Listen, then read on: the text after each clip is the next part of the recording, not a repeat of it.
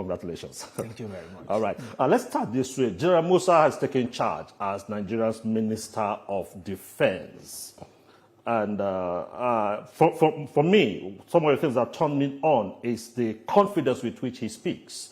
And I'd just like to read out some of these statements he made. And he said, I will do whatever it takes to ensure that Nigeria is secured.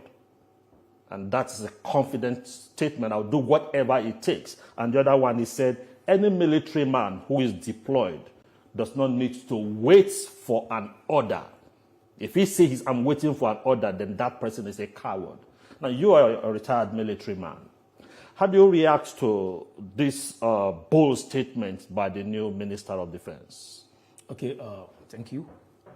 Before reacting to these assertions by the Minister of Defense, General Christopher Musa, firstly, I will commend the Minister of Defense for scaling through the highly rigorous screening process at the Senate, and also commend the President and Commander-in-Chief of the Armed Forces of the Federal Republic of Nigeria, President Bola Ahmed Tinubu, for the swift inauguration of General C.J. Musa for him to commence work without further hesitation. So in line with that, the task ahead is indeed a very Herculean one, very challenging and very complex. But I strongly believe that General C.J. Musa possesses the capability and professionalism to enhance the Nigerian security landscape. Now, to what you request that I should react to regarding what is expected of him and the position that any military personnel do not have to wait for orders when deployed. Yes, there are rules of engagement when you are deployed on any operation or any assignment. And the rules of engagement are clearly stated, explicit. Situations whereby your life is at risk, you don't need the order of the commander on ground to do the needful. When the life of your colleague or your comrade is at risk, you don't need any order. You see an enemy, an insurgent, a criminal, a kidnapper that wants to take you down or take your colleague or your comrade down, and you want your commander to give you on ground, to give you order before you do the needful. That is very, very unmilitary. It's clearly stated in all the rules of engagement. Also, if you are in charge of a facility and unauthorized people want to intrude or destabilize the place, you don't need any order to do the needful. So why do we have some military people come on social media and say that there was no order? Meanwhile, you already deployed to attack these terrorists, and you are saying that there is no order coming, and that is why they give you order, you're going to move. Why do they come up to make such statements? Okay, I'm always an advocate of saying that whatever that is being seen on social media should not be taken seriously. If you want to get the right thing, the right information, the best thing to do is to approach the right agency. If you see anything on social media, for confirmation's sake, approach the Ministry of Defense, the Defense Headquarters, the Army Headquarters, and the likes. In this case, General Musa has helped us to nail it. Of course. Just hold your thought, I'll come back to you. Mr. Gidado, nice to have you here. Okay, yeah, just yesterday, General Christopher Musa was sworn in as the Minister of Defense. He has his job cut out for him. How will you react to the swift confirmation and the expectations of Nigerians that he help us tame that monster called terrorism? So, Shomomo, you know, talk is cheap. We have gone through this whole bravado and braggadocio of, assuring us. Even the president time and again has assured us that he is going to do everything to declare, to make sure that Nigeria is secured. But are we better off 2 years after those laudable statements? He said something. He said something during the screening at the Senate, that the work of the military and the security agencies are just like 20-25%. A lot more depends on good governance. And who is in charge of good governance? They are the governing elites, the president, the governors, the local government chairpersons, and the lawmakers across the 3 tiers of government. Are they doing enough?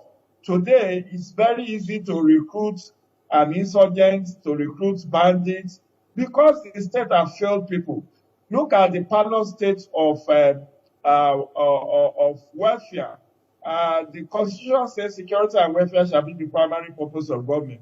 But today, you find, even by World Bank, some 2 months ago, the World Bank comes out and said 139 million Nigerians have been living below poverty line. At some point in time, recently, we said we have about 3% unemployment rate. I'm sure the number must have gone higher. So at the level of that 25%, which the military and security agencies are supposed to take care of, will General C.G. Musa have the full complement of resources that he will need? Would there be proper funding, personnel, technology, and a whole lot? I believe he will do his utmost best, but don't forget that a tree does not make a forest. I'm not trying to make excuses for him, but remember, he's now at the policy level.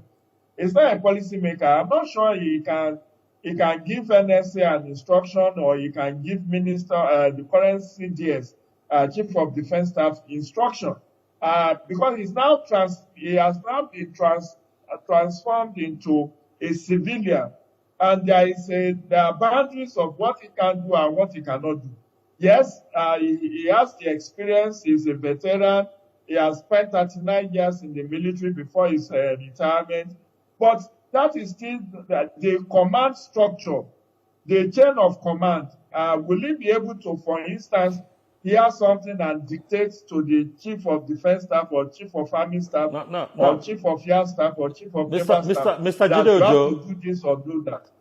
Mr. Gidado, you just raised very vital points.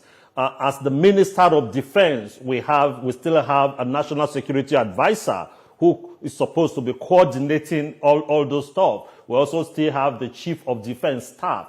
Now, he said also, General Musa did say that there will be no excuse. Now, no matter what it takes, whether he is the minister, whether there is the Chief of Defense Staff and there's National Security Advisor, what he's saying is that Nigerians will not take any excuse. So what do you think the president should do to ensure that, not just General Musa, the Chief of Defense Staff, the National Security Advisor, they work in harmony so that there won't be friction, so that we won't have people trying to flex muscle and trying to show their strength, and will begin to have crack? What should the president do in this regard? That's exactly the right thing to do, for the president to now come out and earmark scope of work of each of the person. There must not be conflict of interest. There must not be overlapping interest. Don't forget, there is also the Inspector General of Police in the equation, because it's not all about military and military deployment. He is the Chief of Defense Staff. We still have the Ministry of, I think there is still Minister of Police Affairs. Yeah. If I'm not mistaken, it was scrapped at some point, but we still have, it has been reinstated by this current administration. We have Minister of Police Affairs, we have the Inspector General of Police, we have DSS, we have DGNIA. So a lot needs to be done. They need to have a retreat. All of the heads of military have to have a retreat. These are clear areas of operations for each of them. What are the reporting lines between the Minister of Defense, Minister of State for Defense, and then the National Security Advisor, the Chief of Defense Staff, and then the service chiefs, like Chief of Naval Staff, Chief of Air Staff, Chief of Army Staff. Then on the other side of the divide, the Ministry of Police Affairs, the Inspector General of Police, and the Police Council, and so many other things. So we need to have that harmony. It's like a piano. For a piano. All right, Mr. Ojo, I will come back to you. Just hold your thought there. Thank you so much. Captain, let me come back to you with the same issue I raised with Jide, and that is that he is the Minister of Defense. He is a military man, but now a civilian. So he is in charge of the policies. We still have a Chief of Defense Staff who is a general. And we also have the National Security Advisor. He also pointed out that there is the Inspector General of Police, there is the Minister of Police Affairs, there is also the DG, SSS, and all those stuff that he will have to work with. What exactly should be the command structure so that we don't have friction?